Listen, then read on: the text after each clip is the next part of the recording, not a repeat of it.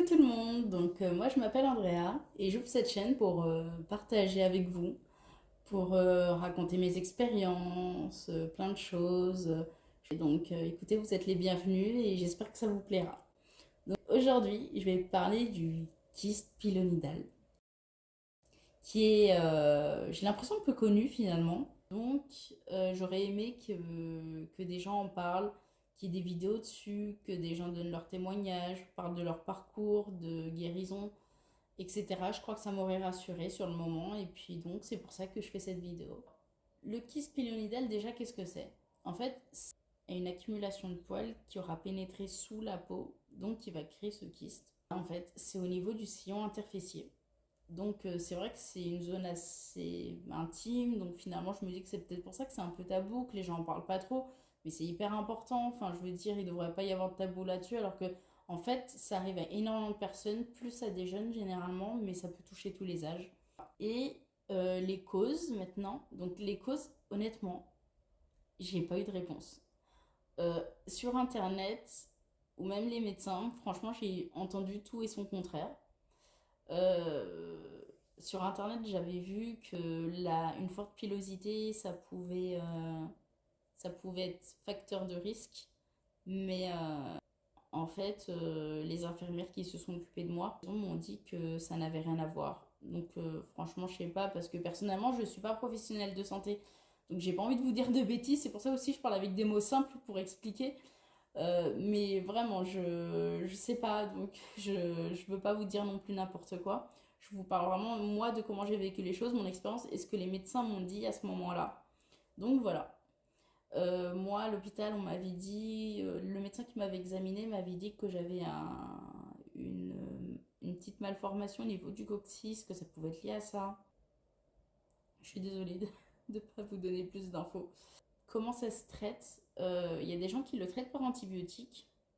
Euh, Mais la meilleure solution, c'est l'intervention chirurgicale parce que, en fait, il y a beaucoup moins de risques de récidive si on retire totalement le kyste que si on le soigne juste par antibiotiques. Voilà, moi, on m'a même pas proposé les antibiotiques. Enfin, on m'a dit direct, toi, tu vas te faire opérer. Donc voilà.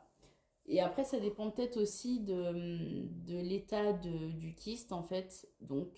J'imagine que c'est dû à son état aussi. C'est par la suite que j'ai su ça quand j'ai discuté avec d'autres personnes qui l'avaient eu et qui, eux, avaient été traités par médicaments. Donc, c'est parti, je vais vous expliquer de A à Z, de j'ai découvert ça à la fin de ma guérison. Donc, c'est parti! C'est arrivé du jour au lendemain. Après, je sais pas pour les autres personnes, parce que vraiment, moi, je vous parle de mon expérience à moi. Vous savez que les gens réagissent pas tous pareil, on n'est pas tous pareils, c'est différent, les choses se passent pas exactement de la même façon en fonction des personnes. Donc, il faut pas forcément se baser sur moi. Moi, je vous parle de comment je l'ai vécu, vous expliquer un peu comment ça s'est passé, etc. Donc, c'est un soir, je suis allée me coucher, je commençais à sentir une douleur au niveau du coccyx. C'était pas forcément fort, fort, c'était supportable, mais c'était gênant, c'était dérangeant. Et le lendemain, je devais aller en cours et en fait, j'arrivais pas. Enfin, je marchais, j'avais mal. Je, je m'asseyais, j'avais mal. Et donc, je me suis dit, bah, je sais pas, c'est pas normal, il y a quelque chose qui est bizarre.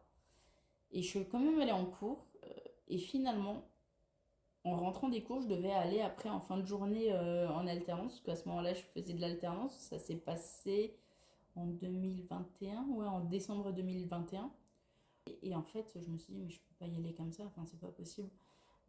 J'ai contacté un médecin et j'y suis allée. J'ai réussi à trouver un médecin pour une heure après. Enfin, j'ai dit, c'est un peu urgent, j'ai besoin de voir vite un médecin. Et donc, j'y suis arrivée, il m'a examinée et honnêtement, il m'a dit, asseyez-vous, je vais vous dire ce qui s'est passé. Il m'a dit, vous avez un kyste pilonidal et vous devez aller à l'hôpital vous faire opérer. Point. Pas d'informations, comment, pourquoi, rien. Juste, va à l'hôpital, tu dois te faire opérer. Franchement, j'ai jamais paniqué à ce point-là. En plus, il n'y a pas trop d'informations. Moi, je connais pas. Franchement, je commence à regarder sur Internet. On tombe sur tout et n'importe quoi. On comprend pas. Donc moi, je me retrouve un peu dans le flou. Je commence à appeler ma mère pour lui dire, est-ce que tu pourrais pas venir avec moi à l'hôpital? Parce que voilà, machin et tout. Finalement, elle m'accompagne. Je me retrouve là-bas. Je vais aux urgences. Finalement, c'était pas aux urgences qu'il fallait aller. C'était dans une section de l'hôpital en particulier. Comment on dit pas section? On dit quoi? Dans un lieu spécifique de l'hôpital. Et là où il y a les proctologues, donc, et, euh, et je me retrouve dans la salle d'attente et j'attends des heures. Et je finis par être reçue. Et donc, il m'examine, c'était un chirurgien, un médecin. Donc, il m'examine, il me dit, ah oui, en effet, kyste pilonidal, vous allez vous faire opérer, mais vous inquiétez pas, c'est bénin. Donc là, déjà, j'étais rassurée. Mais c'est bénin, donc c'est-à-dire que bah, c'est pas quelque chose de grave, quoi. Mais il me dit, c'est très chiant. C'est un long parcours de guérison et oh oui, ça, je ne m'en rendais pas compte encore. Je me suis rendu compte après. Il m'a dit, oh, vous inquiétez pas, c'est rien. Il m'a fait une petite anesthésie et il a coupé un peu pour faire évacuer en fait, parce que dans certains cas il y a du pus, il peut y avoir du sang, etc. Donc c'est pour évacuer, parce que ça fait une petite, ça fait comme une petite zone un peu dure au niveau de la fesse. Enfin moi en tout cas ça a été ça, il me semble que c'est ça en général. Et donc il a ouvert pour évacuer. Et il m'a donné une ordonnance avec des antibiotiques et tout ça. Et il m'a dit, bah maintenant, à vous de choisir la date de votre opération. Et c'était en décembre et je me suis retrouvée à être opérée le 24, la veille de Noël. Autant vous dire que le réveillon, j'étais pas en super forme. Donc le 24 arrive. Entre-temps, en fait, voilà, ça m'avait soulagé ce qu'il avait fait. Puis les antibiotiques qui ont aidé aussi. Enfin, j'avais plus de douleur, j'avais plus rien, je marchais normalement, il n'y avait pas de souci. Mais voilà, le kyste était toujours là, donc fallait bien l'enlever. Donc le 24, je me retrouve à l'hôpital. Rien de très particulier à dire. En fait, c'est une opération, c'est ambulatoire. Donc en gros, tu rentres et tu ressors dans la journée. Donc voilà, tu passes pas de nuit sur place ni rien. Avant, il fallait rester à l'hôpital une semaine, je crois. En tout cas, c'est des gens qui l'ont eu il y a très longtemps qui me l'ont dit. Pour eux, ils sont restés à l'hôpital. Mais maintenant, c'est plus le cas. Par contre, ce qui est particulier dans cette opération, c'est-à-dire qu'ils vont ouvrir au niveau du sillon interfécier. Ils vont retirer le kyste, ils vont bien gratter. Et en fait, ils laissent la plaie ouverte. C'est-à-dire, tu viens de te faire opérer, tu ressors de l'hôpital, t'as un trou comme as. Comme ça. Je sais pas, je crois que mes infirmières m'avaient dit que ça faisait à peu près la. Parce que moi, j'ai pas vu, je vous avoue que je pouvais pas, enfin, je serais tombée dans les pommes. Mais j'ai eu ça pendant un bout de temps, du coup, et j'avais un trou de cette taille-là, à peu près, profond en plus, au niveau des fesses. Super. Voilà, ouvert. Donc, avec un énorme pansement sur les fesses, pardon. Sur les fesses, donc. Et il faut quelqu'un qui vienne te chercher, parce que moi, je l'ai fait sous anesthésie générale en plus, donc voilà. Tu peux choisir général ou local, mais honnêtement, ça me stressait trop, donc je me suis dit, allez, général, on n'en parle plus, hop, hop, hop, c'est bon. Donc, je rentre chez moi, donc pas en forme, mes parents sont venus me chercher, je suis restée, du coup, à ce moment-là, moi, je vivais encore en quelque sorte chez mes parents, mais je vivais dans une chambre de bonne au dernier étage de l'immeuble, du coup, parce qu'ils sont gardiens, donc où ils travaillaient. Et du coup, je pouvais pas y aller parce que je pouvais même pas monter des marches. Enfin, c'était une catastrophe. Je marchais pas. Enfin, quand t'as un trou comme ça derrière, au niveau de. C'est pas possible, quoi.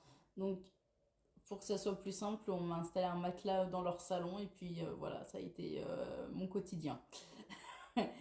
Et donc, les soins infirmiers, parce que il faut prévenir d'ailleurs, il faut penser à contacter des infirmiers ou infirmières qui travaillent, voilà, qui viennent à ton domicile assez en avance parce que généralement ils sont très pris, donc faut les contacter assez en avance.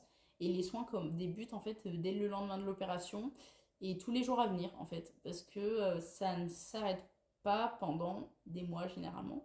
Donc le chirurgien m'a dit Oh, vous inquiétez pas, 2 petits mois de traitement, de soins, et puis ça sera fini. Non? Enfin, ça peut être le cas pour certaines personnes, mais honnêtement, la plupart du temps, c'est long, très long.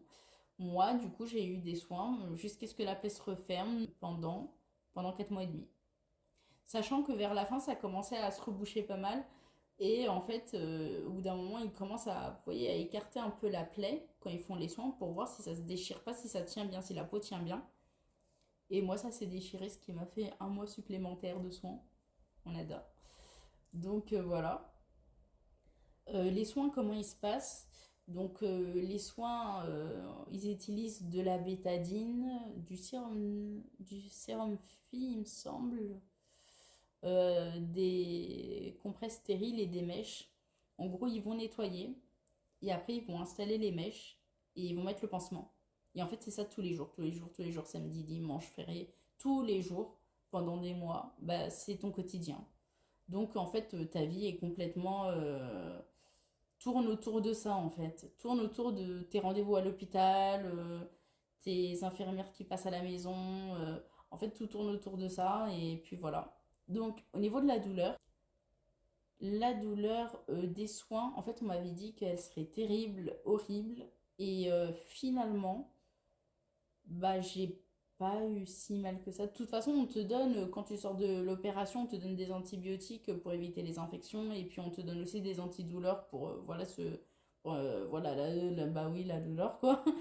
Et on me disait d'en prendre avant les soins, ce que je faisais. Mais en fait, au bout d'un moment, je le faisais plus parce que bah, ça me faisait pas grand-chose finalement. Bah, ça picote, c'est pas agréable quand même, hein. Mais voilà. Donc honnêtement, moi je tiens à vous rassurer parce que honnêtement, on m'a fait super peur en me disant, oh, tu vas voir, c'est terrible et tout. Enfin, quelle idée de dire ça déjà à quelqu'un.